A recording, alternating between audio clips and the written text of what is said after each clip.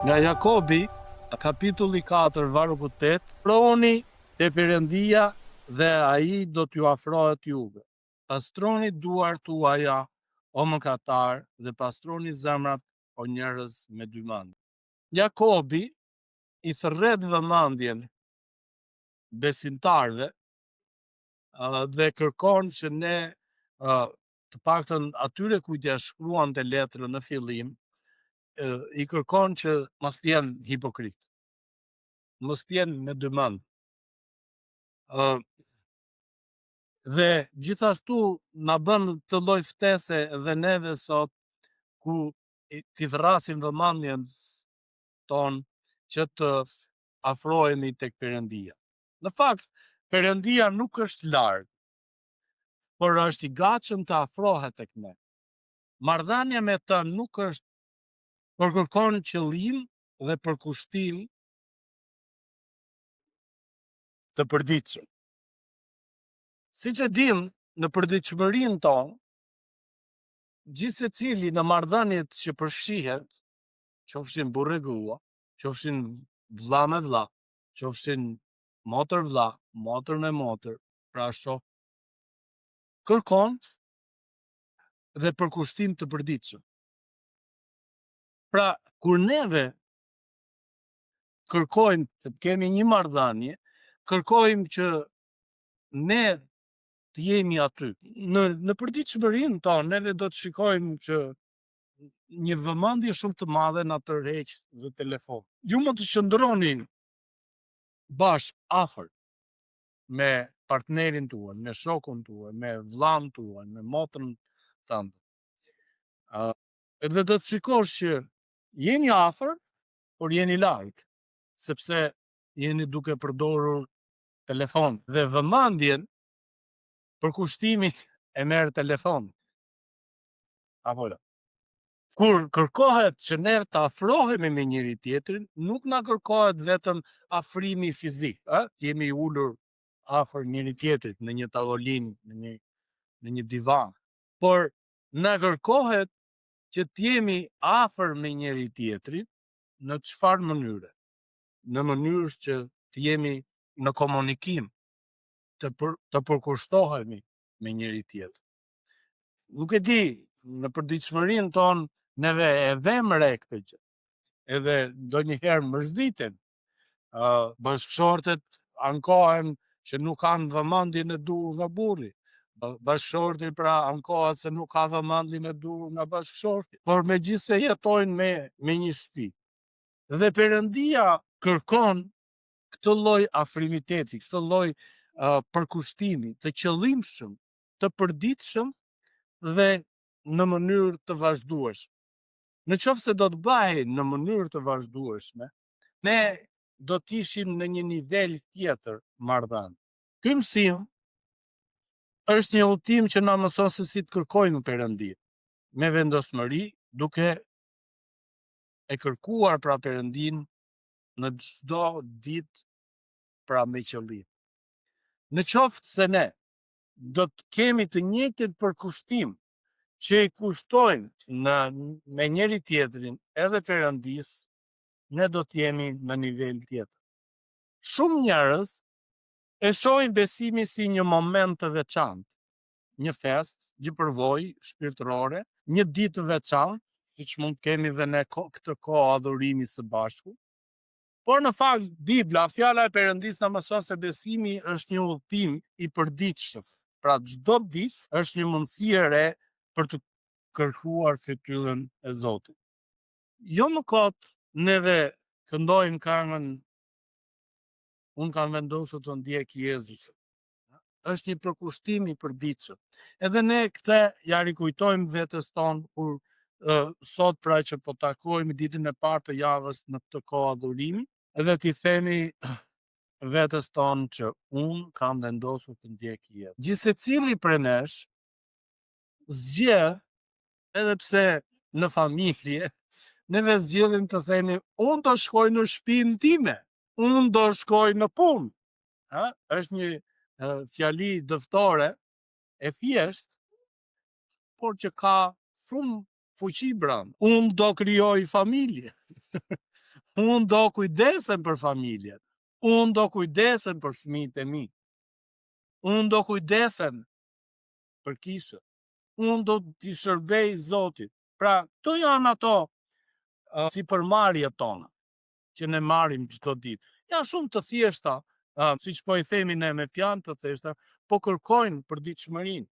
Jo të gjithë sot zgjohen që të vinë dhe të adhurojnë Zotin. Për arsye të ndryshme kanë zgjedhur mos vinë. Ka nga ata që kanë probleme, që i kanë të qëllimshme, janë të detyruar. Ka nga ata që dembelosen, po të shikojmë kur neve ndërtojmë një lloj zakoni tjetër, neve fillojmë dhe largohemi nga Perëndia. Prandaj dhe Jakobi këtu po na thot, pastroni duart tuaja o mëkatar. Me fjalë të tjera, Perëndia nëpërmjet kësaj letre po na thot, mos i hipokrit. Mos thuaj që unë i besoj Perëndis. Mos thuaj që unë jam afër me Perëndin, ndërkohë që ti qëndron larg. Pastroni zemrat, o njerëz. Si e kuptoni ju kur një pjesëtar i familjes, qoftë bashkëshorti juaj, qoftë bashkëshortja juaj, qoftë vllai juaj, qoftë motra juaj, qoftë mamaja, babai, edhe thoni, ti se kemi gjithë zemër. Si e kuptojmë neve? Sepse Zoti na ka dhënë të lloj intuite, le të themi, që ne jemi në gjendje t'i analizojmë dhe t'i kuptojmë këto gjëra. Pastaj kur neve kuptohemi, mund të shprehemi në mënyrë jo të përshtatshme, dhe themi, po unë nuk e pata në atë lloj mënyre. Ja ishte zëmërimi i momentit. Zëmërimi i momentit bëri që dy shokë të ziheshin në Durrës, edhe njëri vdiste për shkak të thikët. Edhe familja i kërkoi falje me këtë lloj të mënyrë të shprehurit. Më falni sepse vepruam nga gjaknxehtësia e tepërt. Nga gjaknxehtësia e tepërt ne mund të veprojmë edhe të thymë në një xham, në një mund të prishim diçka materiale, aq se këtë po e fali. Por jeta është tepër e çmuar, edhe vetëm Perëndia e jep dhe vetëm Perëndia e merr.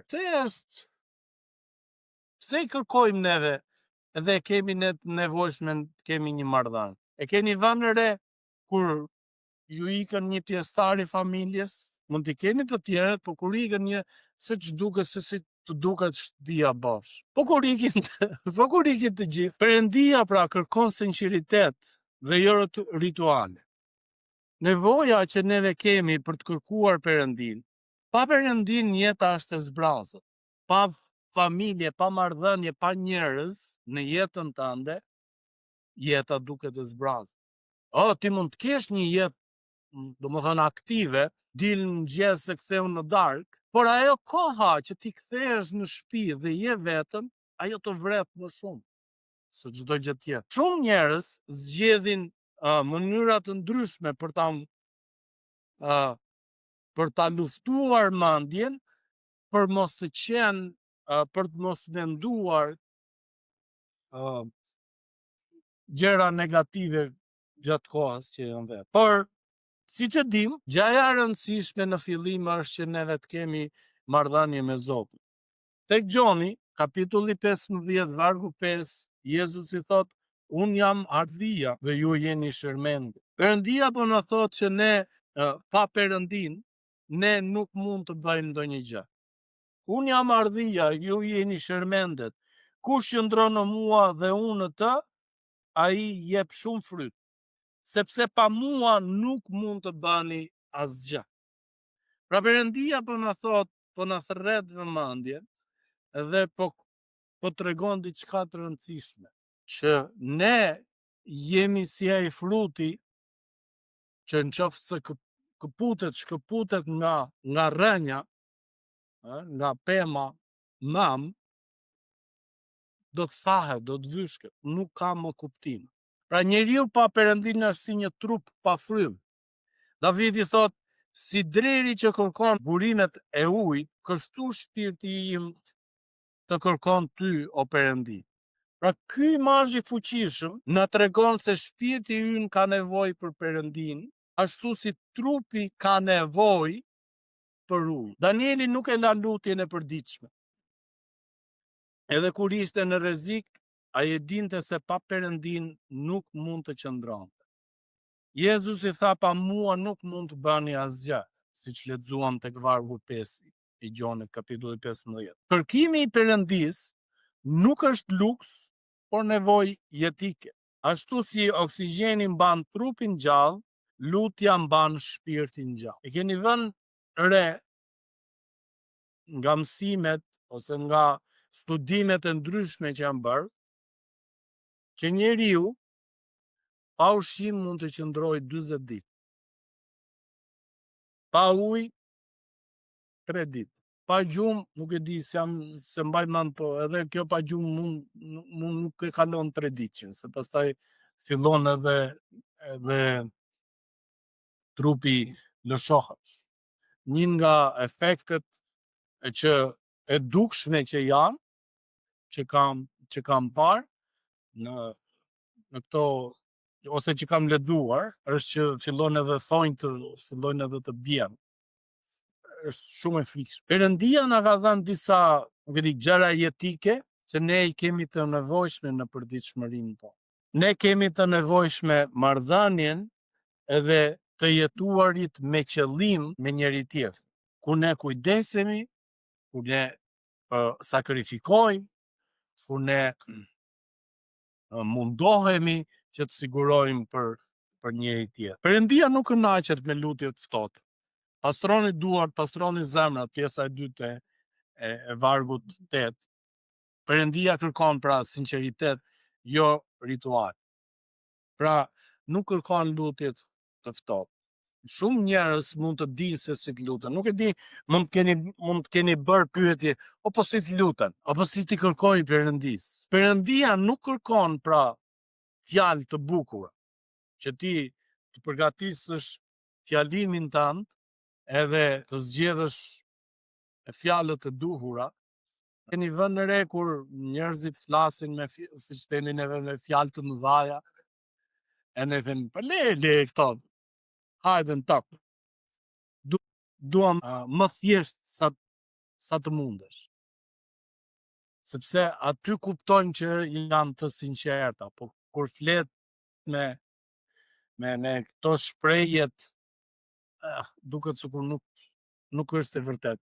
Për aq më tepër me njerëz që ti njihesh, edhe e shikon që stonon, le të themi, nuk të ngjit muhabeti, hajde xhik te, se nuk të dëgjoj dot. Pastroni duar, pastroni zemra. Jeni të sinqert, paktën me Perëndin. Le të jemi të sinqert me Perëndin. Kur themi ne që besojmë Zotit, le të themi që i besojmë Zotit. Jezusi thot, do ishte më mirë mos kishe besuar fare. Jezusi qortoi farisejt që nderonin me buzë, por zemrat e tyre ishin larg. Shumë njerëz kërkojnë status në shoqëri, ndaj dhe zgjedhin mënyra të ndryshme të si të folurit, si të bërit veprimeve që i nxjerr në pa. Por Perëndia nuk kërkon këtë gjë, neve e dim. Të kërkosh Perëndin me qëllim do të thotë ta bësh me zemër të pastër, me motiv të sinqert. Nuk mjafton të dukemi fetar. Duhet të jemi të përkushtuar me zemër. Perëndia sheh zemrën dhe jo vetëm veprimet. Në jetën tonë të përditshme, në marrëdhëniet tona, në shtëpitë tona, neve e kuptojmë kur dikush shtirë. Edhe si ata fëmijët e vegjël kur i afrohen prindërve dhe thonë të dua shumë, je shumë i mirë, je shumë e mirë, edhe pastaj neve si prindër që i kuptojmë këto dhe themi çfarë të duhet, çfarë do kërkosh. Joeli që është më i madh kërkon më shumë gjëra dhe tani themi sa lek do. sepse dihet që do kërkoj këtë gjë. E kuptoni çfarë desha të them, ajo stonon, ajo duket nuk është e vërtet, sepse në përditshmërinë tonë shikojmë se si sillemi me njëri tjetër. Edhe Zoti e shikon këtë gjë. Në përditshmërinë tonë se sa neve sa kohë shpenzojmë për Perëndin, në një lutje, në një lexim, në një varg biblik, në një himn që mund të këndojmë në gjatë ditës. Perëndia nuk do që të vim këtu, lavdërojmë Zotin, qofshi bekuar o Perëndi prej së larti me madhështinë tënde. Ndërkohë që në përditshmërinë tonë ne asja çajmë kokën që t'i themi këto gjëra.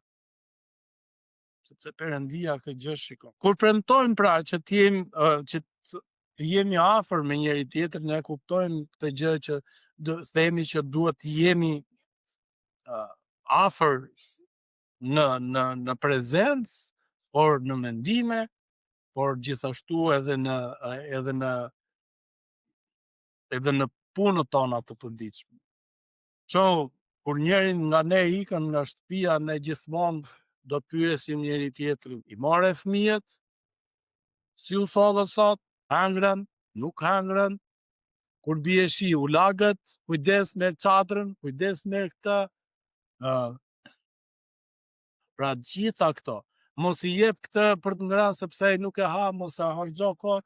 Pra këto janë ato përditshmëritë tona që edhe kur jemi larg, neve jemi afër. Fizikisht. Pra ky është një premtim i jashtëzakonshëm kur ne i afrohemi Perëndis, Perëndia na përgjigjet.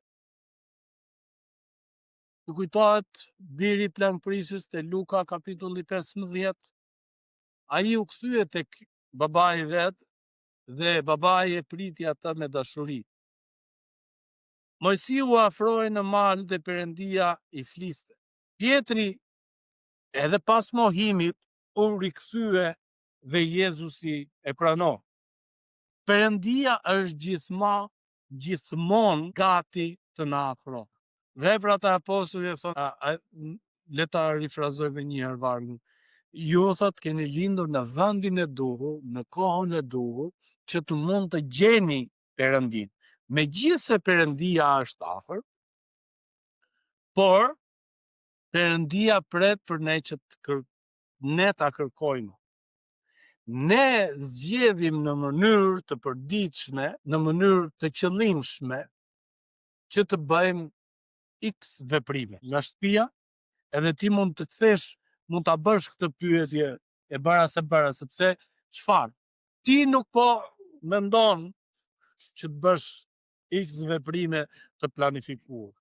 Ndërkohë që veprimet e tjera, sjelljet e tjera janë forcë ose janë rezultat i të menduarit to, i të planifikuarit to.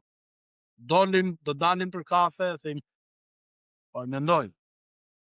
Edhe do të bëjmë pikërisht ato veprime që neve shprehim se do të themi. Perëndia pra është gati të afrohet dhe ky premtim është një premtim që na jep shpresë, nuk ka rëndësi sa larg keni shkuar. Kur afrohemi, Perëndia na pret me dashuri. Hapi ynë i parë sjell përgjigjen e hirit e mëshirës së Perëndis. Cili do të ishte sjellja, mënyra të shprehurit e një pjesëtari ton të familjes që ne ta pranonim të kthe? Sigurisht që do të ishte për X veprime që ka bërë, që do të na siguronte ne që do të hiqte do, apo jo. Edhe nuk do sillej më në atë lloj mënyre, në atë lloj forme, por do të ndryshonte. Për çfarë? Për të mirën e marrëdhënies, për të mirën le të themi e shtëpisë, e familjes. Edhe Perëndia të kërkon, kur neve themi do të kthehemi mbrapa tek Perëndia, Perëndia thot, çfarë më premtoni mua?